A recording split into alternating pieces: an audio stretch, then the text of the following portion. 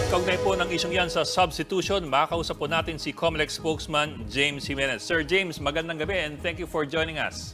Good evening, Good evening sir. po. Good evening. Yes, sir. Well, good evening, ma'am. Good evening. Good evening. Yes, sir. Well, apparently po, hindi lang pala PDP laban na yung gustong gumamit potentially ng substitution strategy, pero pati itong lakas CMD. Now, we're bringing you in po kasi we'd like to ask, I understand kasi kailangan ng bona fide intention to run para hindi ka magmukhang nuisance candidate. Where does this put these two parties?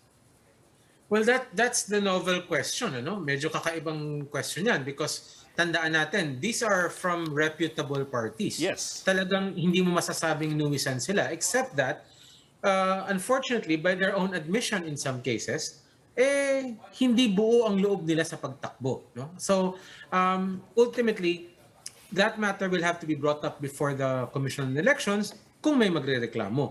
No? Again, ang karamihan kasi ng sirkumstansya ng mga kandidatong to ay nagsasabi na sila ay lehitimong kandidato. It's just that nga merong isa na may nagsabi at some point, no, na interview o inamin na bukas sila sa posibilidad ng substitution. Kaya siguro naha-highlight yung question on whether they have a bona fide intention to run or not. Well, sir, singit ka lang po kasi kagabi na-interview namin si Senator Bato de la Rosa and tinanong namin siya diretso, sino dapat yung papalit sa iyo? Sabi niya, it's public knowledge. Si Mayor Sara, kung makumbinsin namin siya yung papalit sa akin. Right. Okay. But still, no, kailangan i-allege yan sa harapan ng Commission and Bank at doon magpaliwanag yung parties involved. Kasi mahirap magsabi based simply on a statement in a news report, for example. That still has to be proven before the Commission. Sir James, syempre it worked with no less than President Duterte in 2015. So ngayon tuloy, kaliwat kanan, substitution. So may mga nagsasabi na abuso na itong political strategy na ginagawa na nga political strategy yung substitution, no? So do you share the same sentiment na abuso na nga po ba talaga itong substitution na ito, itong prosesong ito? Alam mo kasi nakikita ko na may gamit yung substitution eh. Substitution has value, no?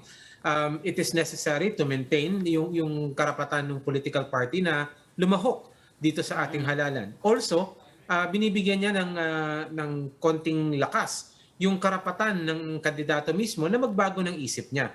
So nakikita ko 'yon. Unfortunately, sabi niyo nga, nagmumukhang garapalan na, no?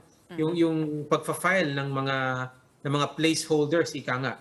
And maybe Congress can revisit it and maybe correct that error. Sir, let me bring in a bit of history. In 2015, for the 2016 elections, of course, in 2015, si Martin Dino was almost declared a nuisance candidate by the COMELEC Legal Department. Unahan lang, if I remember right, naunahan lang siya nung pag-substitute. Kaya naging moot and academic na yung nuisance case against him. Can you run us through that again? Ano yung basis for the COMELEC Legal Department for considering him as a nuisance candidate and what would have or could have happened kung natuloy yun?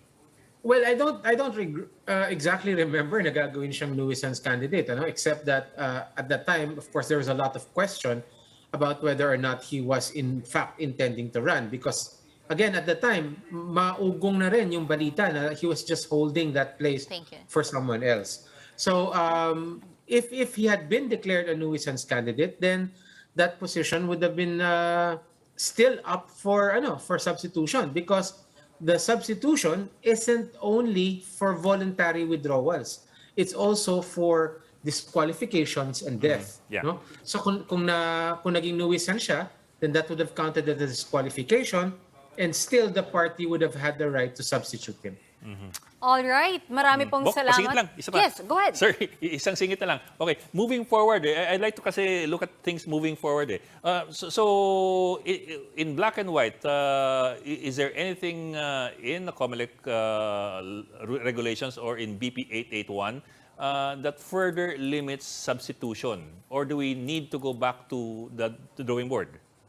No, we need to recalibrate the whole remedy, no? Because the remedy as it is right now, simple lang siya. pwede kang mag-substitute, no? But maybe Congress can add conditions to that.